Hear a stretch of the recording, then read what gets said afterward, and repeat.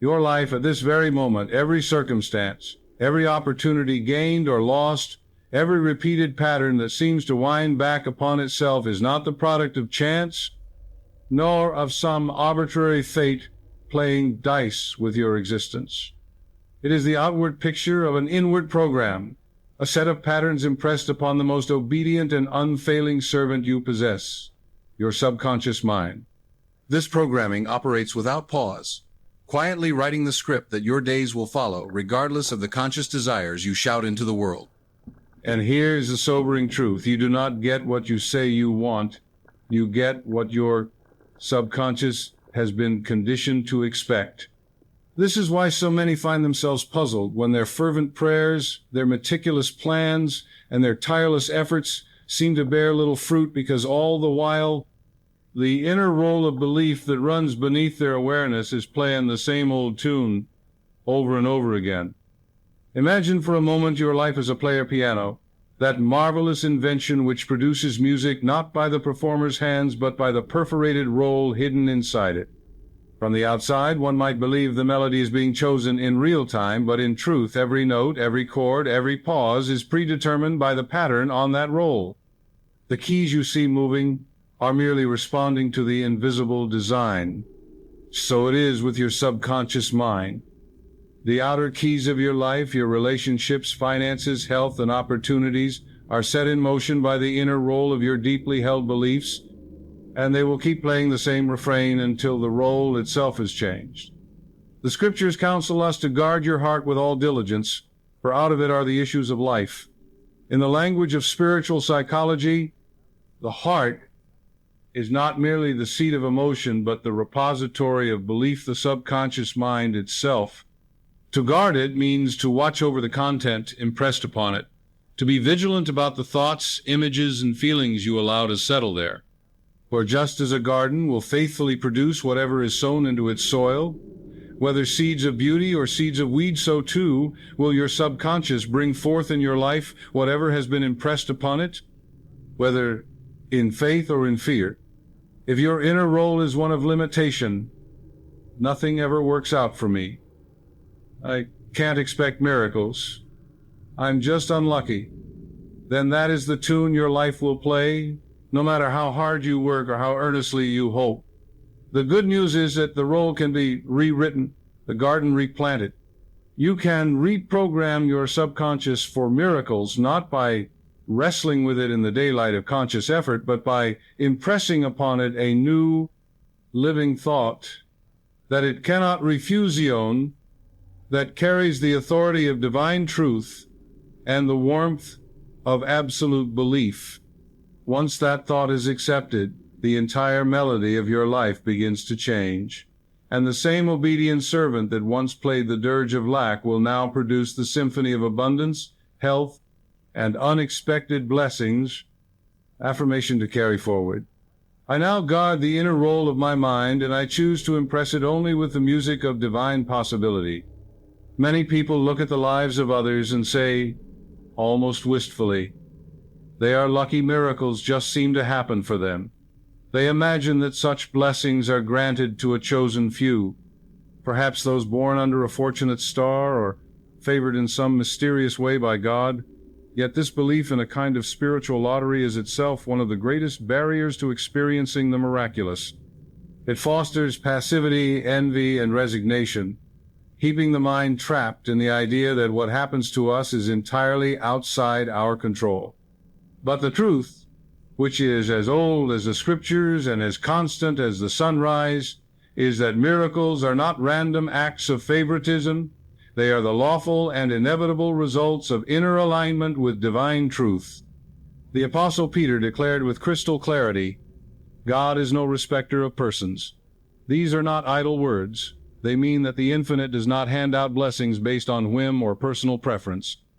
The law of mind and spirit operates with absolute impartiality, responding to belief the way fertile soil responds to a seed without favoritism, without prejudice, without hesitation.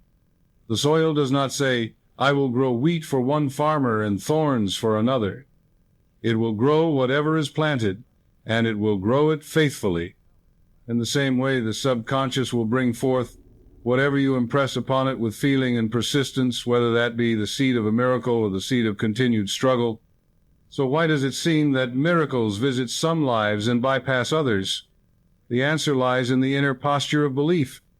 Those who appear lucky are often, knowingly or unknowingly, holding a mental climate that welcomes the miraculous. They expect good, they imagine it vividly, they speak as though it is already on its way. And because their inner state is aligned with that expectation, their subconscious mind, acting in concert with infinite intelligence, sets in motion the right people, opportunities, and conditions to make it so. To the outside observer, it appears as luck or divine favoritism. To the one who understands the law, it is simply the inevitable fruit of aligned belief. When you accept this truth, a tremendous weight lifts from your shoulders. You no longer see yourself as excluded from the flow of divine favor, for you recognize that the same law that produces miracles for another will produce them for you when you meet its conditions. There is no locked gate, no secret club, no spiritual hierarchy. There is only the law, and it works for all who work with it. This understanding removes the poison of envy and replaces it with the empowerment of personal responsibility.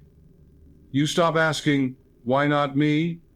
and begin affirming, "Why not now?"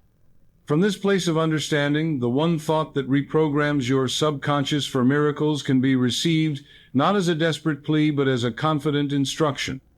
You speak it into the fertile soil of your inner mind with the certainty that it will germinate, for the law cannot do otherwise. The subconscious will obey, the conditions will align, and the miracle will unfold not because you are favored above others, but because you have chosen to live in harmony with the way things truly work. Affirmation to carry forward. God is no respecter of persons, and the law of divine mind works for me as surely as it works for anyone. If there is one silent saboteur that robs more men and women of their miracles than any other, it is doubt, that quiet, persistent voice that whispers in the back of your mind, "What if it doesn't happen? What if this is just wishful thinking? What if I'm fooling myself?" Doubt is the enemy within, and it operates like a short circuit in an otherwise perfectly wired system. You may have the switch of faith turned on, the current of divine power ready to flow, but if doubt creates a break in the line, the energy cannot reach its destination. The light of your miracle flickers and goes dark, not because the source has failed, but because the circuit of belief has been interrupted. Think of it in practical terms. You can have a lamp with a bright bulb connected to an abundant power supply and positioned exactly where you need it, but if there is a frayed wire hidden within the cord, the connection will be unreliable at best and non-existent at worst. Doubt is that frayed wire in the cord of faith. On the surface, you may speak affirmations, visualize your desired outcome, and even feel moments of hope, but if underneath those actions lies an undercurrent of skepticism, the subconscious mind receives a mixed message. One moment, it is instructed to create. The next, it is instructed to hesitate, to hold back, to wait for proof before acting. And because the subconscious is obedient to both, it does neither fully. It hovers in a limbo of partial results and delayed manifestations. The tragedy is that doubt often feels rational. It dresses itself in the clothing of caution and calls itself being realistic. It tells you not to get your hopes up, to prepare for disappointment, to expect less so you will not be hurt.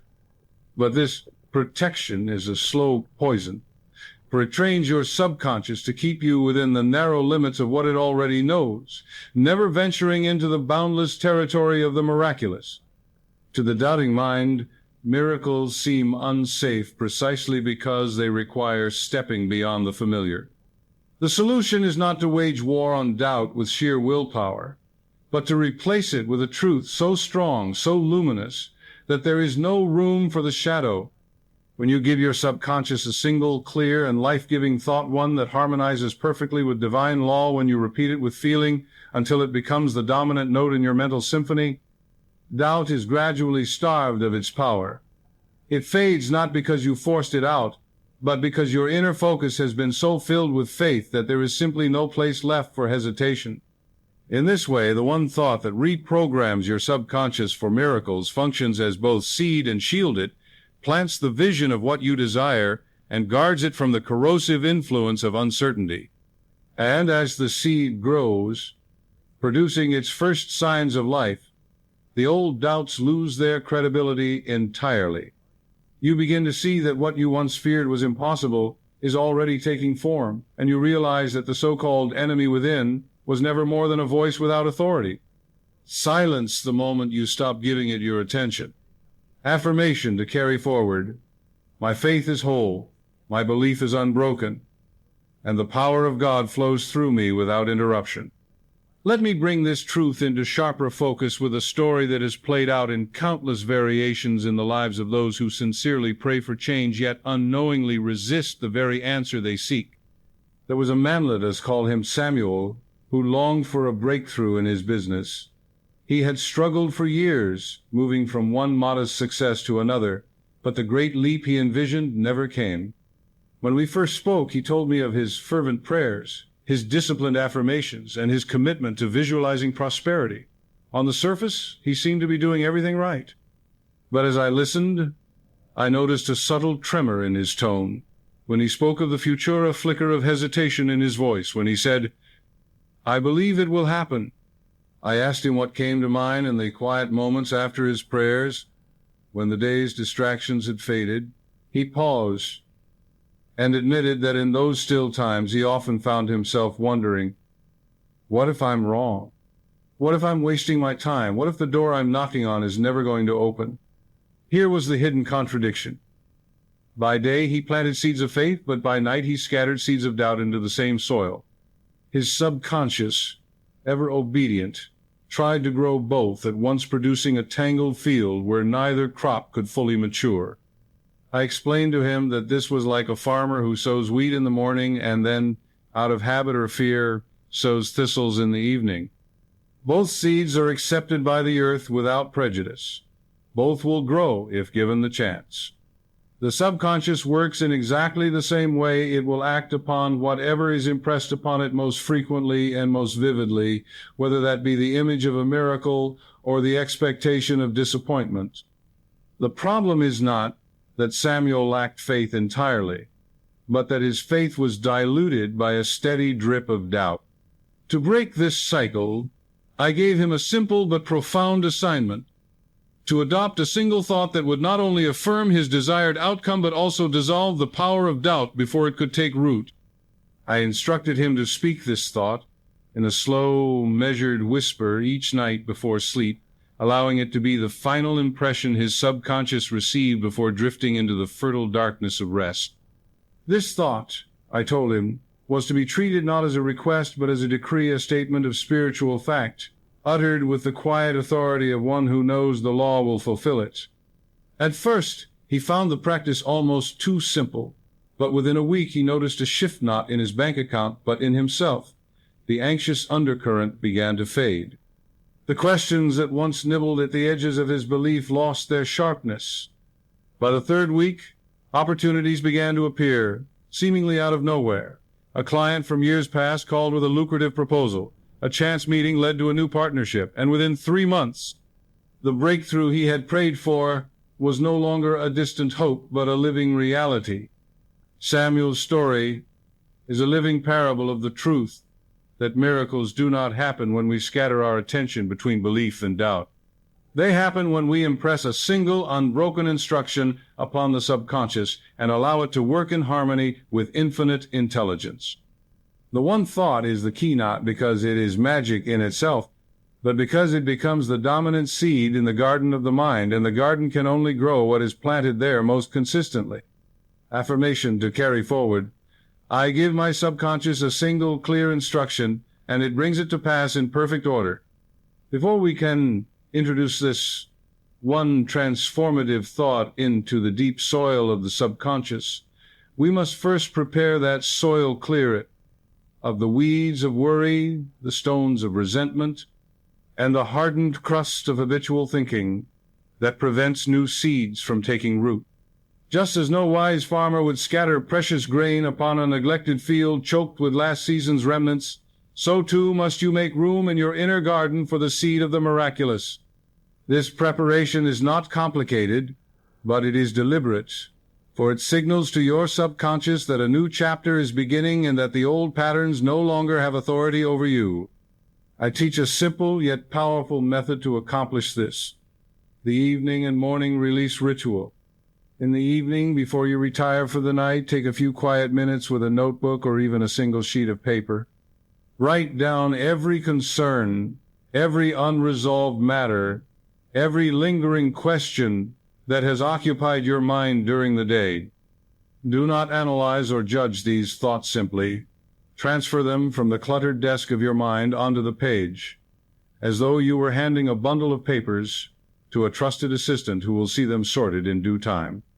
Once the list is complete, read it silently and then declare aloud, "These are now released into the hands of infinite intelligence. I am free to rest in peace."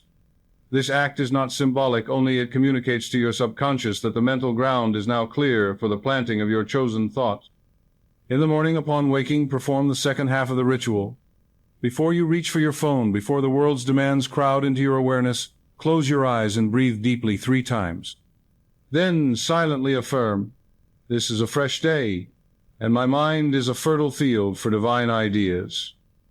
In doing this, you start the day by reaffirming your openness to new impressions, rather than slipping back into the grooves of yesterday's thinking. You are telling the subconscious, "The field is prepared, and I am ready to receive."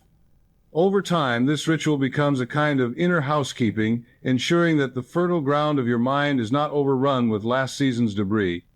The subconscious responds to such order and clarity with remarkable swiftness, for it prefers a single, well-defined instruction to 1,000 conflicting commands. And when the one thought for miracles is planted into this prepared soil, it finds no obstacle to its growth, no choking weeds of fear, no stones of skepticism, no hard crust of cynicism.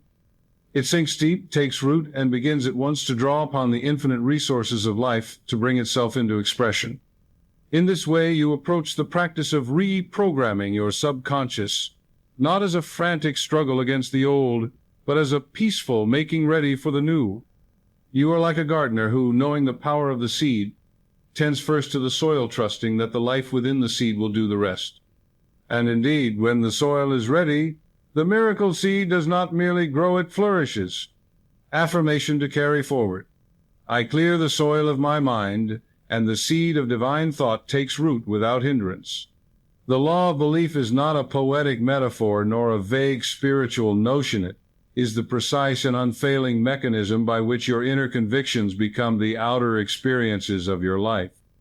When Jesus said, "It is done unto you as you believe," he was not speaking in riddles. He was revealing the operative principle of all manifestation, the central axis around which the wheel of life turns. This law is as constant as gravity, as impartial as the sunrise. It takes no account of whether your belief is in health or sickness, abundance or lack, joy or sorrow. It will, without hesitation, reproduce, in form, whatever belief is most firmly impressed upon the subconscious mind. To understand this is to step into a realm of profound responsibility and immense freedom. It means that you are never a victim of circumstances except insofar as you believe yourself to be. It means that what you call reality is not a fixed landscape imposed upon you by forces beyond your control, but a moving picture shaped from moment to moment by the images you hold in your heart. The subconscious is the silent builder, the tireless artisan, working ceaselessly in the background to translate your dominant beliefs into the structures of your life. And because it is impartial, it will build with whatever materials you hand it, whether they be the gold of faith or the rusted iron of fear. Consider the farmer who plants seeds in the earth. The soil does not ask whether the seed is of wheat or of thistle. It will nourish both with equal diligence. The law of belief functions in exactly the same way. Your inner soil will grow the seed of abundance just as faithfully as it will grow the seed of lack. It makes no moral judgment, no qualitative distinction. The determining factor is not the worthiness of the seed, but the constancy of its planting and the depth of its rooting. If, day after day, you nourish the belief that you are limited, that miracles are rare or reserved for others, your subconscious will accept these convictions and bring them forth in experience. Conversely, if you feed it with the unwavering belief that divine power is active in you now, that miracles are the natural outpouring of God's presence in your life, the same law will just as faithfully produce results that match that expectation. This is why the one thought we will soon plant is so potent. It is designed to satisfy the conditions of the law of belief. It is simple enough to be remembered, specific enough to be impressed, and resonant enough with divine truth to bypass the resistance of the conscious mind. Repeated in the right state, it becomes the dominant impression, the seed that the subconscious tends with tireless devotion. And as with any law, once the conditions are met, the result is inevitable.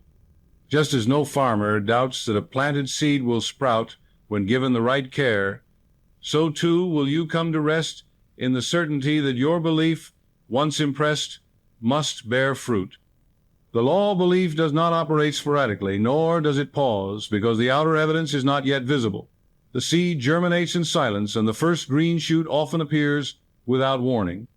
But when you understand that the law is always working, you cease to fret over the timing and instead devote your energy to sustaining the belief itself.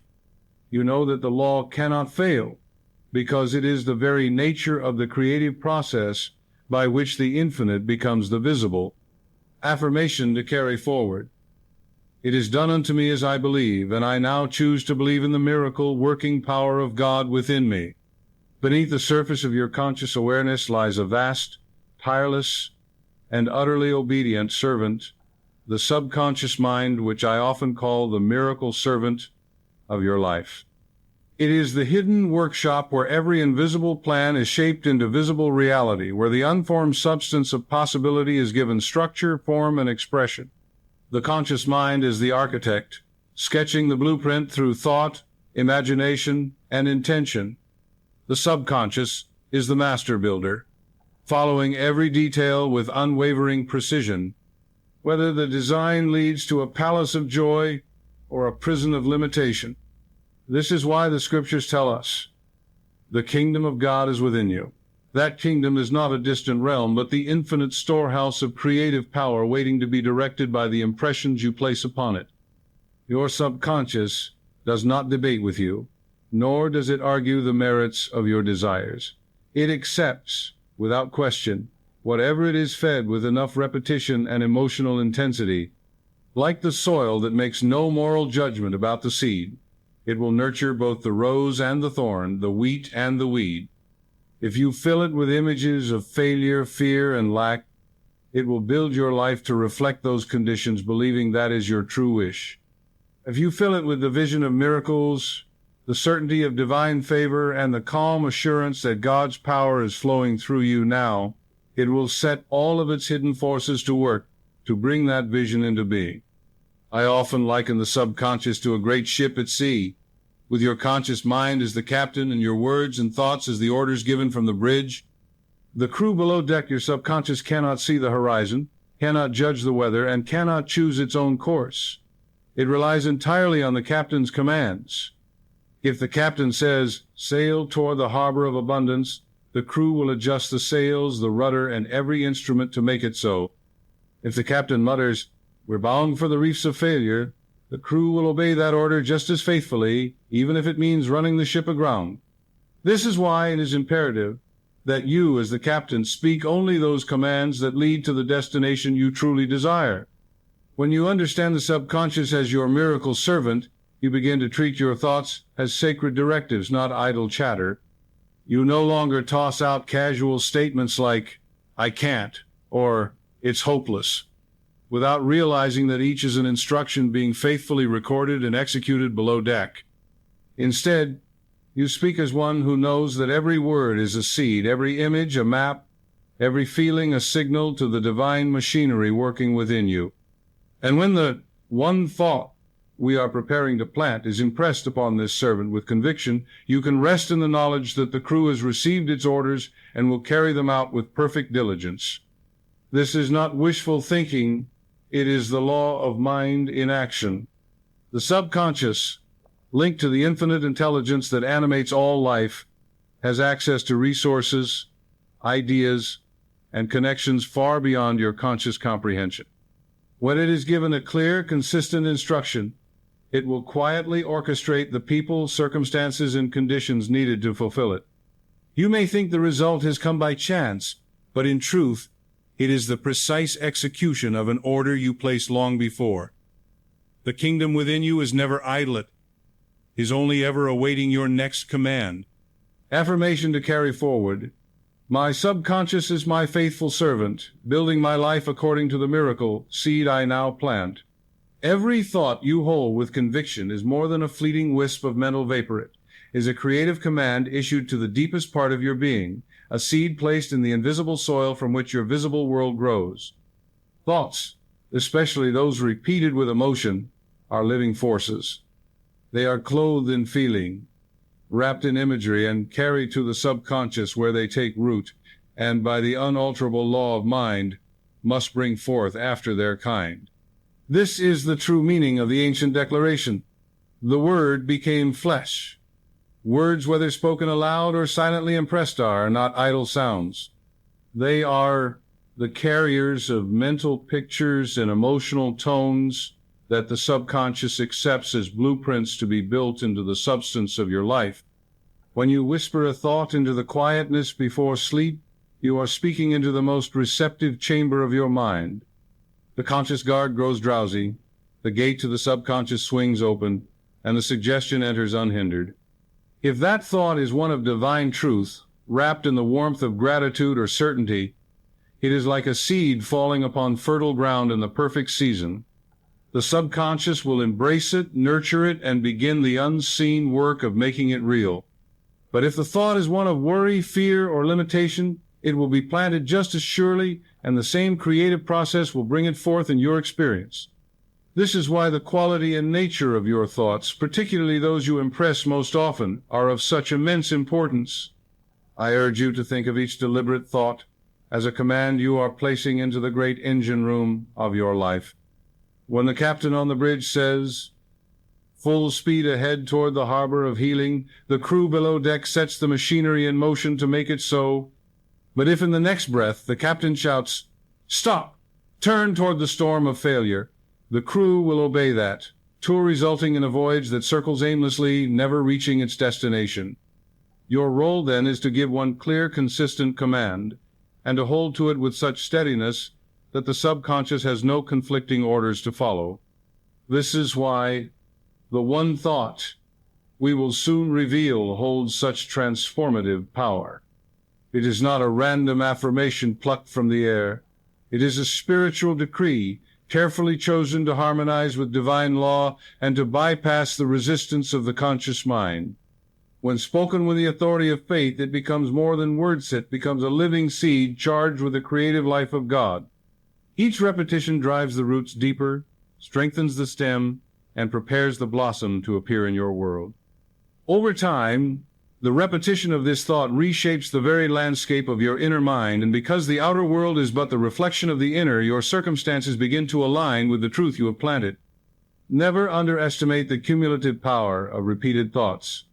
Just as a drop of water falling on stone will eventually carve a channel, so will a thought, repeated with feeling, carve a groove in the subconscious until it becomes the dominant track along which all your energy flows. Once that track is laid, the manifestation of its content is not merely possible, it is inevitable. Your work, therefore, is to choose the thought with care, plant it with intention, and water it with faith until it becomes the most natural thing in the world for you to think and feel. Affirmation to carry forward. Every thought I impress with feeling is a command to my subconscious, and I now choose only thoughts that create miracles. Now we come to the threshold moment, the unveiling of what I call the God thought, the single mental seed that, when planted in the fertile ground of your subconscious and nourished with unwavering faith, has the power to reprogram your entire inner world for the miraculous. This thought is not a clever phrase or a motivational slogan. It is a living decree drawn from the eternal principles of divine law. It contains within it the essence of spiritual truth, the vibration of wholeness, and the command of authority that the subconscious cannot help but obey. It is the key that unlocks the inner vault, where infinite intelligence has stored every blessing you could ever need, waiting only for your acceptance to be made manifest. The God thought is this: God's miracle, working power, is flowing through me now. Let us examine why these words are so potent. First, they name the source God's miracle working power, and in doing so, they immediately lift the mind above the narrow confines of human limitation. You are not relying on your own strength, cleverness, or resources. You are drawing upon the boundless energy of the infinite, which is the same power that hung the stars in their courses, carved the channels for the rivers, and gave life to all creation. This acknowledgement alone dissolves the small self's tendency to doubt, for it is no longer you attempting to force a result, it is God's own power moving in and through you. Next, the phrase declares movement and immediacy flowing. This is not a future hope to be fulfilled someday, it is a present reality occurring now. The subconscious lives entirely in the present tense. It has no concept of later. When you say is flowing, you tell the inner mind that the current of divine power is active this very moment, coursing through every level of your being. The more you speak it, the more your subconscious accepts it as the constant state of affairs, and it begins to adjust your thoughts, feelings, and even your bodily processes to reflect that truth. Finally, the word through is vital, for it frames you not as a passive recipient, but as a living channel through which the miracle working power of God can express itself. This power is not merely around you or toward you, it is through you, meaning it is integrated into your very life force, touching every cell, every thought, every circumstance you encounter. You become a conduit for miracles, and because a conduit must always remain open for the flow to continue, this thought naturally conditions you to expect and allow greater and greater demonstrations of good.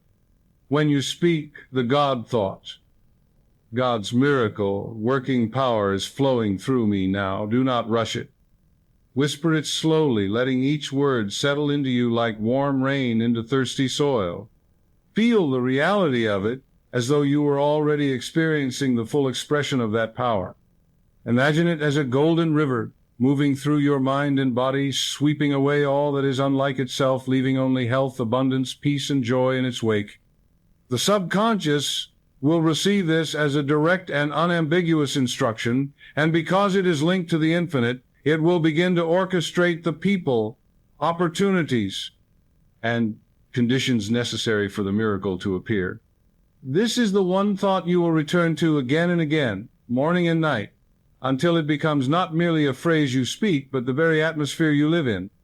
In time, you will find yourself thinking it without effort, as naturally as you breathe, and when that happens, you will know that your subconscious has been fully reprogrammed to operate from the reality of miracles as its default setting. Affirmation to carry forward. God's miracle working power is flowing through me now, and it manifests as blessings without limit. A thought, however perfectly worded, does not reach the full measure of its power until it is charged with emotion. The subconscious mind is moved far more by feeling than by logic, for feeling is the language it understands most deeply. You may repeat the God thought. God's miracle working power is flowing through me now 100 times in a mechanical way, and see little change. But if you speak it once while fully feeling the joy, relief, and gratitude of its truth, that single impression can outweigh all the lifeless repetitions of the past. Emotion is the electric current that animates the seed of thought, giving it the vitality to grow swiftly and surely in the soil of the subconscious. Think of your subconscious as a vast, dark chamber where seeds are planted. A thought without feeling is like a seed tossed on the floor. There is no moisture, no warmth, no life to quicken it. But when you saturate that thought with genuine emotion, it is as though you have placed the seed into rich earth, watered it, and turned it toward the sunlight. The more intense and genuine the feeling, the more rapidly the subconscious accepts the suggestion and begins its work of bringing it into form. This is why those rare moments when you are overcome with gratitude, awe, or deep love seem to produce changes in your life almost instantly, because in those moments you have given the subconscious a clear, unresisted, and emotionally charged command. To emotionally charge the God thought, close your eyes and recall a time when you felt profoundly blessed, when something happened that filled you with wonder, joy, or a sense of divine nearness. Relive that moment in as much detail as you can. The sights, the sounds, the scents, the very air around you. Let the memory stir the same feelings within you now. Once the emotion has risen, speak the God thought softly. God's miracle working power is flowing through me now. As you say it, imagine that you are directing that very feeling into the words, like a musician pouring his heart into a single note.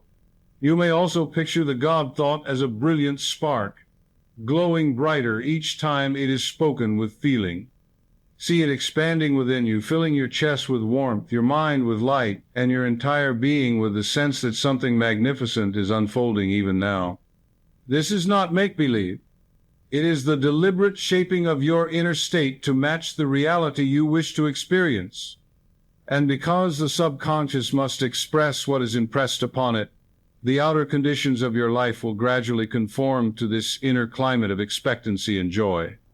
Over time, as you continue to pair the God thought with strong emotion, the feeling will become automatic. You will find that even a whisper of the phrase brings a rush of assurance and peace, because your subconscious has been conditioned to respond instantly to its meaning. This is when you will know that the seed is firmly planted, that the soil is warm and moist, and that the miracle is already germinating in the hidden places of your life. From this point forward, your work is simply to keep the feeling alive until the visible harvest appears, and when it does, you will recognize it as the natural and inevitable result of the thought you charge with the electricity of faith. Affirmation to carry forward. I speak my God, thought with the joy and gratitude of one whose miracle is already here, and my subconscious accepts it now. Breath is more than the mechanical act of drawing in air and expelling it. It is the most ancient and immediate link between your body, your mind, and the infinite life that sustains you. Every tradition, from the mystics of the East to the psalmists of Israel, has recognized breath as the carrier of spirit, the bridge between the unseen and the seen. When you consciously merge the God thought, God's miracle working power is flowing through me now with the rhythm of your breath. You are no longer merely thinking an idea, you are embodying it. The thought is no longer confined to the mind. It flows with the very life force moving through your bloodstream, reaching every cell as naturally as oxygen itself. Begin by sitting or lying comfortably, closing your eyes and turning your attention inward. Take a slow, deep inhalation through your nose, allowing your abdomen to expand and your chest to rise in a gentle wave. As you inhale, silently or softly, speak the first half of the God thought, God's miracle, working power. Hold the breath for a moment, not in tension, but in quiet reverence, feeling as though you are receiving a sacred infusion from the infinite. Then, as you exhale slowly through the mouth, complete the phrase, His flowing through me now. Feel the release in your body as you breathe out, as if every obstacle, fear, or resistance is leaving you with that breath. This pattern does more than help you focus. It creates a physical rhythm that reinforces the mental and spiritual impression. Inhaling becomes the act of receiving, drawing in the miracle working life of God, while exhaling becomes the act of releasing all that is unlike it. Over time, your body begins to associate each repetition of the God thought with a deep sense of calm, openness, and readiness to receive. You condition not only your mind but also your nervous system to enter a state of receptivity each time you speak the words. Imagine as you breathe that the miracle working power is a luminous golden light entering with every inhalation. See it descending into your lungs, spreading through your bloodstream, and bathing every cell in radiance. As you exhale, Imagine this light expanding outward, flowing through your entire being and even beyond your body, blessing every aspect of your life, your relationships, your work, your health, your environment. Each breath thus becomes both an act of personal healing and an offering to the world, for what overflows from you touches everything you encounter. The beauty of this breath and thought union is its portability. You can practice it in bed, before sleep, in the quiet of the morning, before rising, or even in the midst of your day when you need to reconnect with the current of divine power. In moments of stress, 2 or 3 mindful breaths with the God thought can restore your composure and re-anchor you in the reality of God's presence. And as this becomes second nature, you will find that your breathing itself without conscious effort often falls into the rhythm of the affirmation, as though your very body has learned to pray without ceasing. Affirmation to carry forward. With every breath I receive God's miracle, working power, and with every exhalation I let it flow freely through me now. Now we anchor the God thought into the subconscious, with a visualization so vivid, so saturated with sensory detail, that your inner mind cannot distinguish it from actual experience. This is the visualization anchor, a mental picture that gives form, color, movement, and emotion to the miracle you are calling forth, so that each time you repeat, God's miracle working power is flowing through me now, the subconscious is not only hearing the words, but seeing and feeling their reality. The subconscious responds with astonishing speed to images imbued with feeling, for to it, an imagined scene experienced with full emotional engagement is as real as one observed with the physical senses. To create this anchor, choose a single radiant scene that represents your miracle as complete. If your desire is for physical healing, see yourself moving through life with ease and strength, perhaps walking briskly along a sunlit path, breathing deeply, and feeling every muscle supple and responsive. If your miracle is financial abundance, picture yourself joyfully opening a letter or an email, confirming the arrival of unexpected funds. Or see yourself standing in the midst of your thriving business, greeting clients with confidence and gratitude. Whatever the scene, it must feel deeply personal and emotionally satisfying to you. Once chosen, close your eyes and step into this mental picture as though it were happening now. See the colors vividly, as if painted by a master's hand. Hear the sounds, the rustle of leaves, the laughter of loved ones, the hum of conversation, the ring of a phone delivering good news. Feel the textures, the warmth of the sun on your face, the cool of a breeze on your skin, the firm handshake of someone congratulating you. Let your imagination be so thorough that every sense is engaged, for each sensory detail adds weight and solidity to the image in the subconscious. Now, as you live in this scene, begin to weave in the God thought. As you inhale, think or whisper, God's miracle working power, and as you exhale, is flowing through me now. Imagine that with each inhalation, more of this divine current fills the picture, making the colors brighter, the sounds clearer, the feelings more intense. With each exhalation, the scene becomes even more real, until it is no longer something you are imagining, it is something you are remembering as though it has already happened. The more you repeat this practice, the stronger the anchor becomes. Eventually, the mere thought of your chosen scene will trigger the full sensory experience, and the subconscious will take it as a settled fact. Because the subconscious must express what it accepts as true, it will work tirelessly to adjust your body, your circumstances, and your interactions, so that the outer world matches the inner image. This is not forced effort. It is the natural, effortless alignment of the invisible and the visible, the cause and its effect. By pairing the God thought with a visualization anchor, you give the subconscious a blueprint so complete that it can no more fail to build it than an architect could fail to construct a house from a detailed plan. The thought provides the command, the image provides the form. Together they create a magnetic pull that draws the miracle from the unseen into your tangible experience. Affirmation to carry forward. I see and feel my miracle as complete, and my subconscious now brings it forth in perfect order. Let us pause to witness how swiftly and decisively this process can work when the God thought is received without resistance. A woman I once counseled, let us call her Clara, had carried the weight of a long-standing condition that no treatment, no regimen, no expert opinion seemed able to relieve. Her days were a slow procession of managing symptoms, her nights broken by restless sleep and a persistent dread that life would always be this way. Yet she retained, somewhere beneath the weariness, a quiet hunger for change, a sense that there was more for her than this.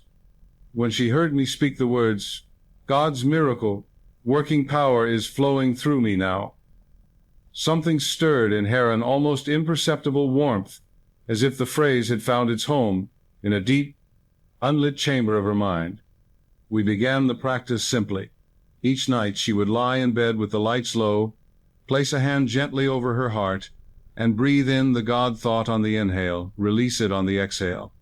At first, she felt awkward, as though she were only pretending. But she persisted, not with strain, but with a quiet trust that something unseen was at work. By the end of the first week, her sleep had grown deeper. By the second, she found herself waking with a lightness she could not explain, a subtle shift, as though some inner weight had been lifted. In the third week, she began to pair the God thought with a vivid visualization, seeing herself walking through her garden at dawn, bending to touch the petals of flowers, feeling the earth steady beneath her feet. In this vision, her body moved easily, her breath was strong and free, her steps unhurried and sure. The more she entered this scene, the more real it became to her inner senses, until it began to feel less like a hope and more like a memory returning to her. Then, one morning, not months later, but only weeks into the practice age, woke to find that the familiar discomfort was simply absent. There was no fanfare, no lightning bolt of change, only the quiet realization that she had moved through the day without the old limitations. Days turned into weeks, and the improvement held. When I asked her what she thought had happened, she said, "It's as if my body finally remembered how to be well, and it's because I believed it before I saw it." Clara's story is not an outlier. It is an illustration of the law at work. When a single, clear, emotionally charged thought is impressed upon the subconscious and paired with an image that embodies its truth, the inner mind will enlist every faculty, cellular repair, immune function, creative problem-solving, and even the orchestration of external circumstances to bring that thought into full expression. The change may arrive gradually or suddenly, but arrive it must, for the law of mind cannot deny its own nature.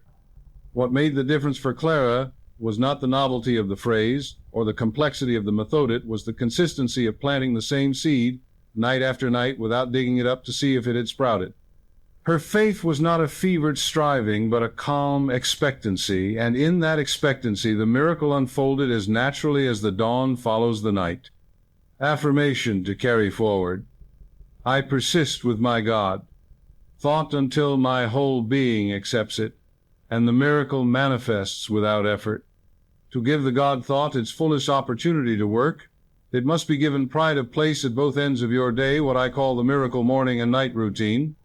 These two sacred windows, the moments just after waking and just before sleep, are the times when your subconscious is most malleable, most open to suggestion, and most eager to receive the impressions you offer it. In the morning, the conscious mind has not yet been cluttered with the demands and distractions of the day. In the evening, it is drowsy and less resistant, ready to pass your final thoughts into the deep reservoir where they will be processed and acted upon. By making the God thought the bookends of your day, you create a rhythm of suggestion that builds momentum with each passing cycle. In the morning, before you even rise from bed, resist the impulse to reach for your phone, to check messages, or to run through the day's obligations. Instead, turn inward. Take a deep, slow breath, and as you inhale, think or softly speak God's miracle working power. As you exhale, complete it. It's flowing through me now. Feel the words settling into you, not as a wish, but as the simple truth of your current state. Let this set the tone for your entire day.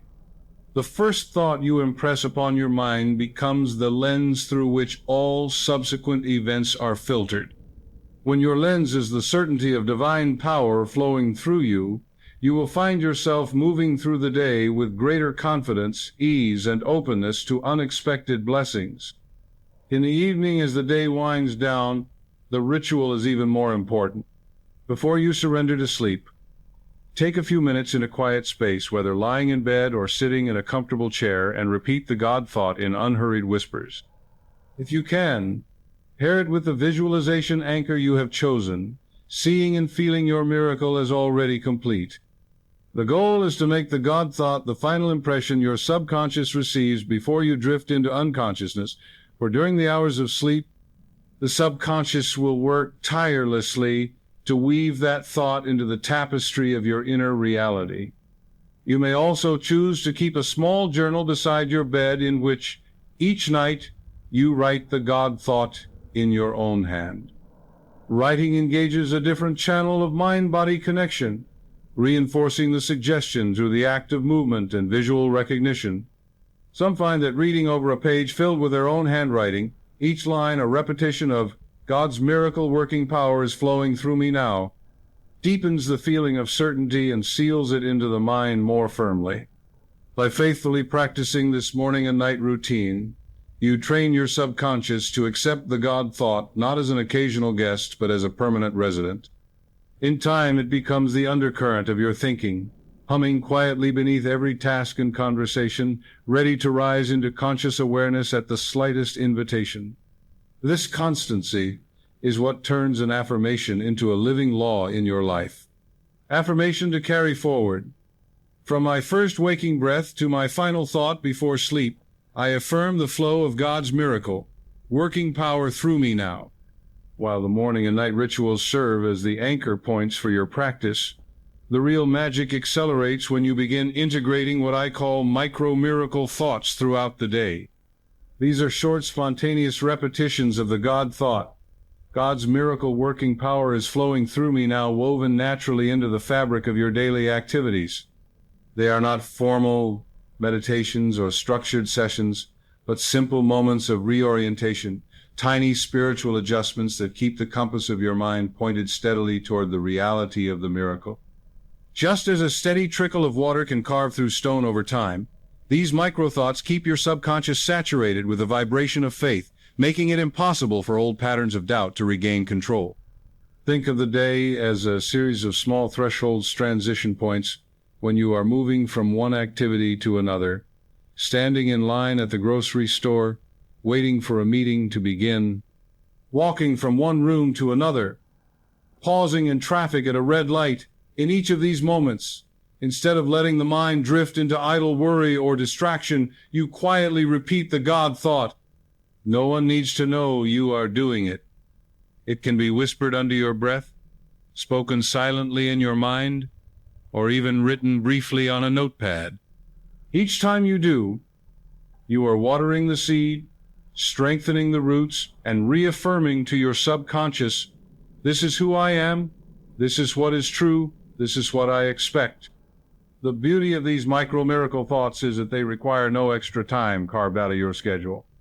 You are reclaiming the hidden minutes that might otherwise be spent reinforcing worry, resentment, or the mental clutter of meaningless thoughts.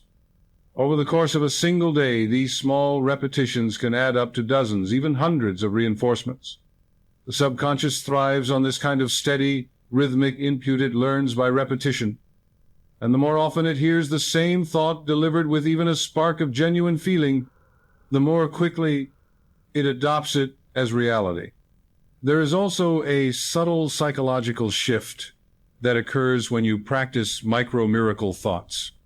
You begin to notice how often your mind wants to wander into negativity or limitation, and instead of indulging that drift, you replace it with the God thought.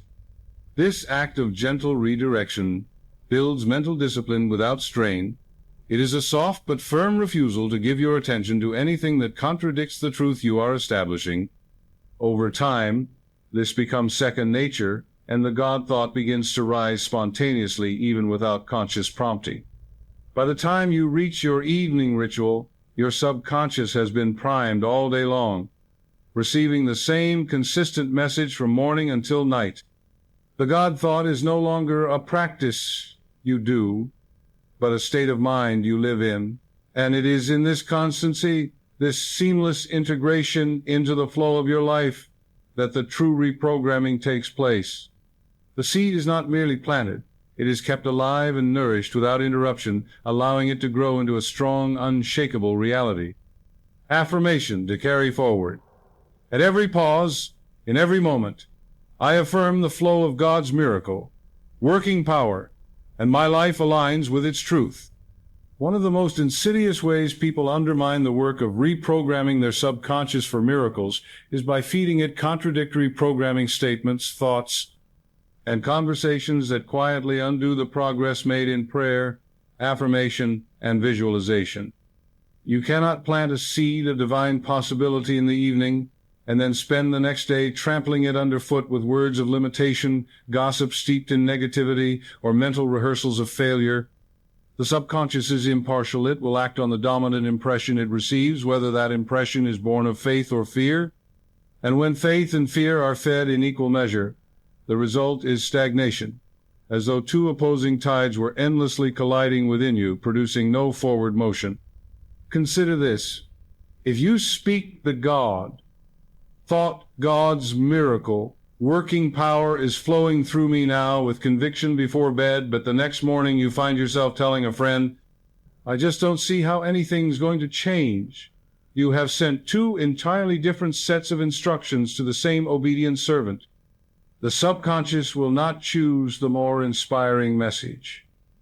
It will take both into account and produce a reality that reflects the conflict between them. This is why some people feel as though they are walking in circles, some step forward in faith, one step back in doubt. The inner blueprint remains incomplete because it keeps being redrawn. To avoid this, you must cultivate what I call a sacred selectiveness in speech and thought. This does not mean pretending that challenges do not exist. It means refusing to give them the dignity of repeated emotionally charged attention. When others invite you into conversations that dwell on lack, failure, or fear, you can gracefully pivot or remain silent, holding your inner focus on the truth you are establishing. You become a guardian of your own mental atmosphere, much as a gardener keeps watch over a tender seedling, protecting it from pests and weeds until it is strong enough to thrive on its own. A practical approach is to adopt a small set of truth statements that you can substitute for any negative impulse. If someone asks how you are doing, and the temptation is to list your difficulties, instead affirm, I am moving in the flow of God's goodness, or each day I see more evidence of divine power in my life.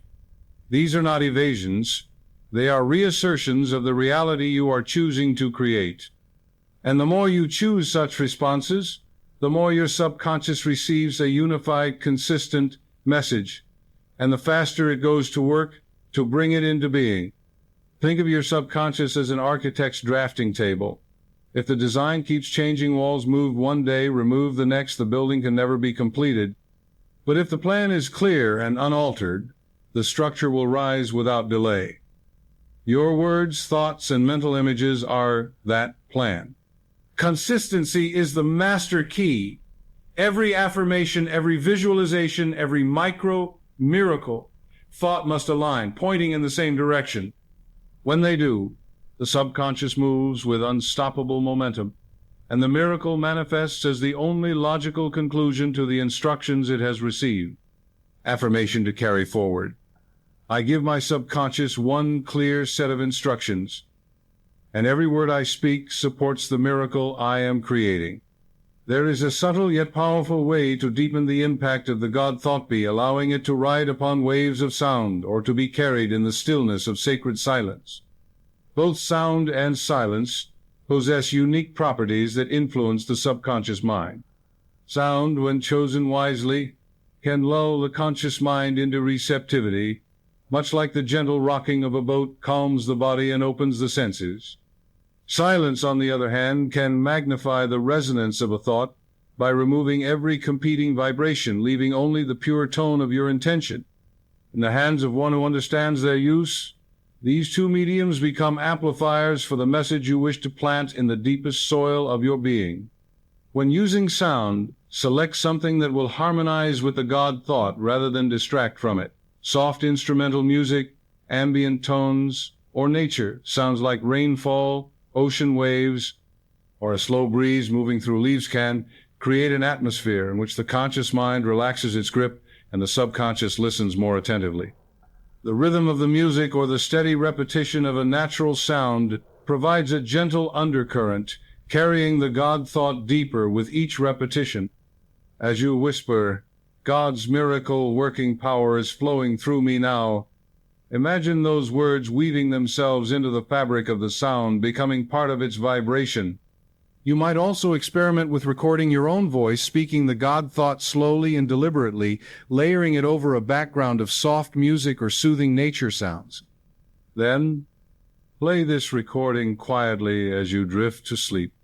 The combination of your own voice imbued with faith and calm and a tranquil soundscape can create a powerful bridge to the subconscious, ensuring that the final impressions before sleep are those of certainty, peace, and expectancy.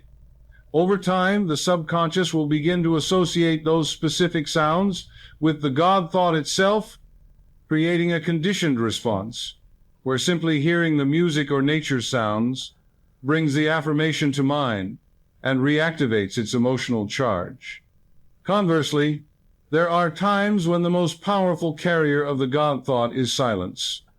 In true silence, every word you speak to yourself seems to expand and echo, filling the inner space with greater potency.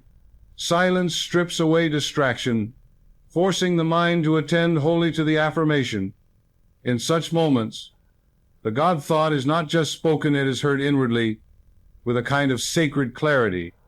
This is why periods of quiet meditation are so effective for subconscious reprogramming. They create a receptive mental environment in which a single phrase can resound like a bell in an empty hall, its vibrations reaching the farthest corners of your inner life. Whether through sound or silence, the principle is the same. Create a mental and sensory environment that supports the full reception of your chosen thought. When the God thought is wrapped in a soundscape that calms the conscious mind or presented in a silence that sharpens its impact, it finds its way into the subconscious more swiftly and deeply.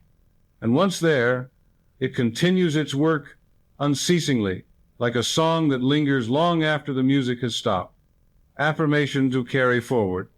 Whether carried on waves of sound or resting in sacred silence, my God thought enters the depths of my being and shapes my reality.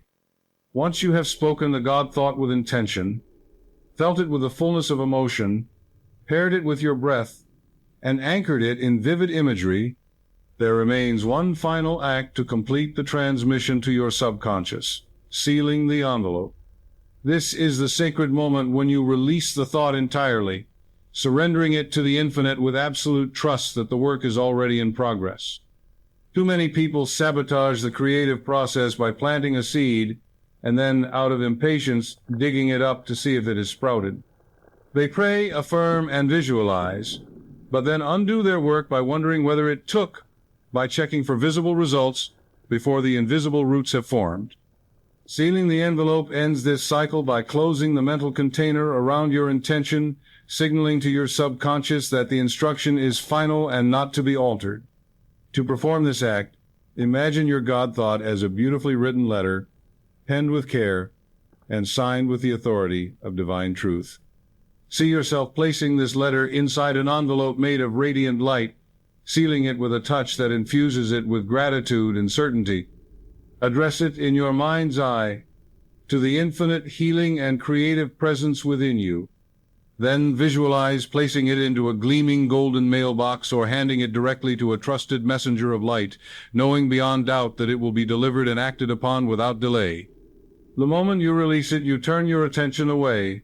Just as you would after mailing an important letter, you do not hover at the postbox to watch it travel. You rest in the knowledge that it will arrive at its destination. This act of mental release accomplishes two crucial things. First, it removes the restless interference of the conscious mind, which, if unchecked, will continually poke and prod at the process with questions, doubts, and unnecessary adjustments. Second, it places the matter squarely into the realm, where miracles are formed, the subconscious mind aligned with infinite intelligence, where it can be acted upon without resistance. You move from the role of controller to the role of co-creator, allowing the law of mind to operate freely. From this point forward, every time the thought of your desire arises, you need not replay the entire process. Instead, you can simply recall the image of the sealed envelope in the golden mailbox. This instantly reaffirms your trust in the process and keeps the mental channel free from contradiction. It is a reminder that your part is to plant and water the seed. The unfolding of the miracle is the work of the unseen. By sealing the envelope, you declare to yourself and to the infinite that you are finished with the asking and have entered into the state of receiving. It is the final gesture of faith, the quiet closing of the door on doubt and the opening of the door to manifestation. In that stillness, the subconscious begins its tireless work, weaving the miracle into the fabric of your life until the moment comes when it stands before you as tangible and undeniable as the ground beneath your feet. Affirmation to carry forward. I release my God. Thought to the infinite, knowing it is received, acted upon, and fulfilled in perfect order. Now that the God thought has been planted, charged, breathed, visualized, and sealed, we bring it fully to life in what I call the living miracle scene. This is not a passive imagining, not a hazy daydream you visit occasionally, but a daily immersion into the reality of your miracle as though it were unfolding right now. It is a deliberate act of stepping into the world your God thought has created, walking its streets, touching its textures, and breathing its air. The subconscious mind responds to this as it would to actual experience, because to the subconscious, vividly imagined experience is actual experience. When you live inside your miracle scene each day, you are teaching your inner mind to accept it as the baseline truth of your life. To create this scene, begin by choosing a specific moment that represents the full manifestation of your desire. It should be the kind of moment that, if it were happening now, would leave no doubt that the miracle had arrived. For example, if your miracle involves perfect health, perhaps you see yourself hiking to the top of a hill at sunrise, your lungs filling effortlessly with cool morning air, your body strong and light beneath you. If your miracle is financial freedom, perhaps you are seated at your desk, reviewing an account statement that confirms you are not only debt-free but abundantly supplied, your heart swelling with gratitude. The key is to choose a moment that encapsulates the result, not the process, so that in the scene you are already living in the fulfilled state. Once you have the scene, enter it with your whole being. See the colors around you, as vivid and rich as if you were standing there. Hear the ambient sounds, birds calling at dawn, the laughter of friends, the gentle hum of a quiet home at peace. Feel the physical sensation, sunlight warming your face, the softness of the chair beneath you, the handshake of someone congratulating you. Smell the scents in the air, fresh earth, brewed coffee, the salt of the ocean. The more fully you engage your senses, the more real the scene becomes to your subconscious. Now, while dwelling in this scene, let the God thought rise naturally. God's miracle working power is flowing through me now. Each time you repeat it, feel the truth of it saturating the scene, making it brighter, fuller, more alive. Imagine that with every repetition, the scene gains weight and solidity, as though you could reach out and touch every object, every detail. Allow your emotions to swell: gratitude, joy, peace, wonder, until they overflow, for it is this emotional charge that imprints the scene most deeply into your subconscious. Spend several minutes in this state each day, ideally in the quiet of the morning or the stillness of the evening, when your mind is most receptive. Over time, the living miracle scene will become so familiar that it will feel like a cherished memory, something you have lived many times before. And in truth, you have lived it within the inner realm where all creation begins. When the outer manifestation comes, it will feel less like a surprise and more like a homecoming, for your mind will recognize it instantly as the reality it has been rehearsing all along. Affirmation to carry forward. I live each day within my miracle, and my subconscious accepts it as the only truth. The living miracle scene gains its full transformative power when it is repeated in cycles, what I call the looping for saturation technique. Just as a master painter layers stroke upon stroke until the canvas glows with depth and richness, you return to your scene again and again in a single sitting, each time deepening the colors, sharpening the details, and magnifying the feelings. The subconscious is impressed most strongly by repeated exposure to the same image charged with emotion. Each loop of your scene reinforces the neural and spiritual imprint, making it increasingly impossible for your inner mind to distinguish between what is imagined and what is physically experienced. To practice this, first enter your living miracle scene as you normally would. Breathe slowly, quiet your thoughts, and step fully into the chosen moment of your fulfilled desire. Engage all your sensesites, sound, touch, taste, and smell until the scene feels vivid and immersive. Allow yourself to dwell there for a minute or two, letting the emotions swell naturally. Then gently let the scene fade, like the curtain closing at the end of an act. Pause for a breath or two in stillness, holding the feeling but releasing the image. After this pause, bring the scene back again, but this time, notice something you missed before.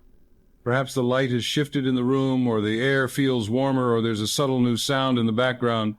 These additions make the experience more real and give your subconscious fresh detail to work with. Stay in the scene for another minute or two, repeating your God thought. God's miracle, working power, is flowing through me now, and letting each repetition amplify the reality of what you are seeing and feeling. Repeat this loop 3, 4, or even 5 times in one session, always letting the scene fade and then return, each time with a slightly deeper emotional connection and a richer sensory texture. By the 3rd or 4th loop, you may find that you have lost all sense of effort, that the scene simply rises of its own accord, carrying you into it as if you were stepping through a familiar doorway. This is the point where the subconscious begins to take ownership of the vision, adopting it as a reality it must express. The beauty of the looping for saturation technique is that it mirrors the way the subconscious naturally learns. Just as a song heard repeatedly becomes embedded in your mind until you can recall it effortlessly, so your repeated loops of the miracle scene become imprinted until they arise spontaneously during the day. You might be walking down the street or sitting quietly at work when the scene flashes before you unbidden, complete with its feelings of joy and certainty. That is a sure sign that the subconscious has accepted it as truth and is actively working to bring it into your lived experience. When practiced consistently, looping transforms your miracle scene from a mental exercise into a living reality, first within, then without. The outer manifestation becomes the natural extension of the inner repetition, just as the harvest is the natural outcome of planting the same seed in rich soil again and again. Affirmation to carry forward. Each time I return to my miracle scene, it grows more real, and my subconscious works tirelessly to make it visible. Now we come to the moment of integration, the nightly miracle benediction, the sacred closing of your day in which all the elements of this practice merge into a single unbroken stream of thought, feeling, imagery, and surrender. This is the culmination of the day's inner work, the point where you stop striving, stop asking, and begin resting fully in the certainty that your miracle is already complete in the unseen. Just as the benediction at the end of a service seals the message and sends the congregation forth in peace, this nightly ritual seals the God thought into your subconscious and sends it into the fertile silence of sleep, where it will continue its work without your conscious interference. Begin by lying comfortably in bed, the lights dimmed or extinguished, the outer world fading into quiet. Place one hand over your heart, the other gently resting at your side, and take a slow, deep breath. As you inhale, whisper within yourself, God's miracle, working power. And as you exhale, complete it, is flowing through me now. Allow this rhythm to settle you, each breath deepening your calm and drawing you inward toward that sacred space where the conscious and subconscious meet. Once your breath is steady and your body relaxed, bring to mind your living miracle scene. Step into it fully, just as you have practiced, engaging every sense and letting the emotions rise naturally.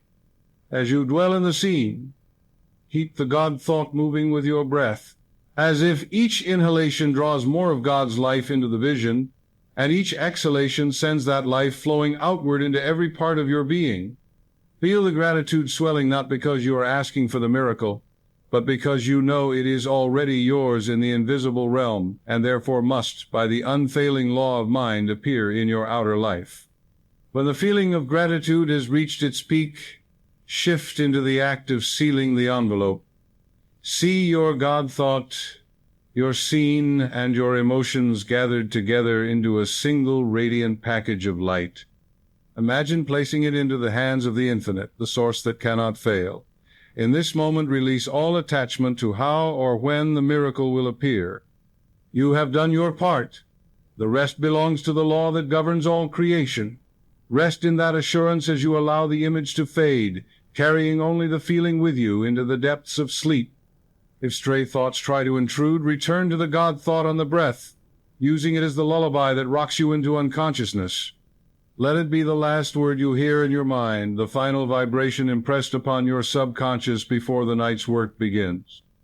For during sleep, the conscious mind's interference is suspended, and the subconscious moves without hindrance, shaping your inner decree into the beginnings of outer form. With practice, the nightly miracle benediction becomes more than a ritual. It becomes a state of being, peaceful expectancy that follows you from the evening into the morning.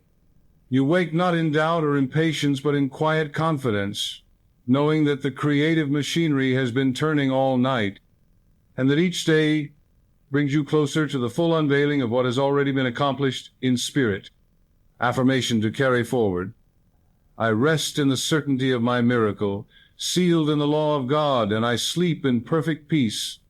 The final step in this journey is the 21-day miracle covenant, a sacred agreement you make with yourself and with the infinite to hold unwaveringly to the God thought for 3 full weeks, morning and night, without lapse or contradiction.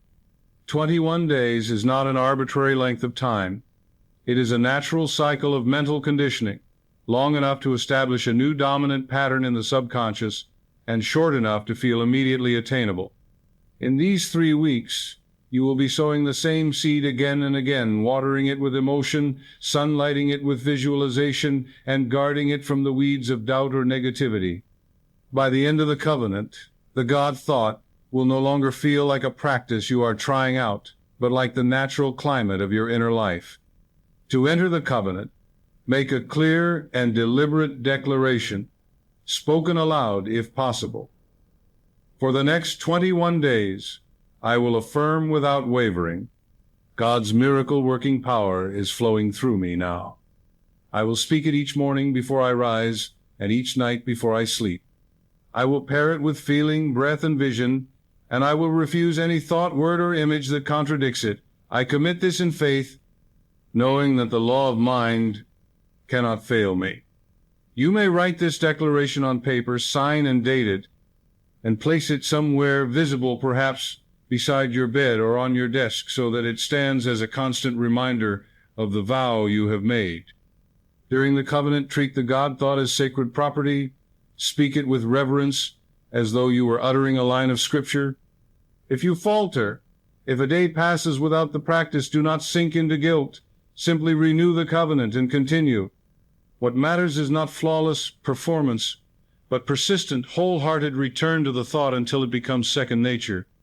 And because you have been given the tools emotional charging, breath synchronization, visualization, looping, and sealing, you are equipped to keep the practice fresh and powerful each day.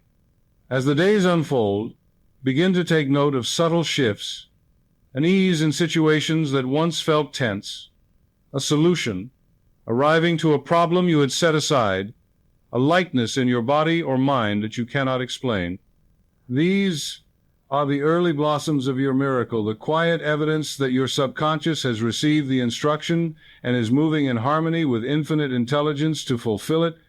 Resist the urge to demand that the full harvest appear instantly. Instead, let these small signs deepen your faith and reinforce your commitment. By the 21st day, You will find that the God thought lives in you without prompting. It will rise in the pause between tasks, in the silence before a conversation, in the moments when you would once have turned to worry or complaint. This is the sign that your subconscious has been reprogrammed and not merely persuaded for a moment, but retrained at its core to operate from the reality of miracles as the norm. And from here, the practice does not end. It becomes the steady hum beneath all your days, the background music of your life, drawing blessings to you with an ease that feels both wondrous and entirely natural. Final affirmation: I am faithful to my covenant, and my covenant is faithful to me. God's miracle, working power flows through me now, and my life is its living proof.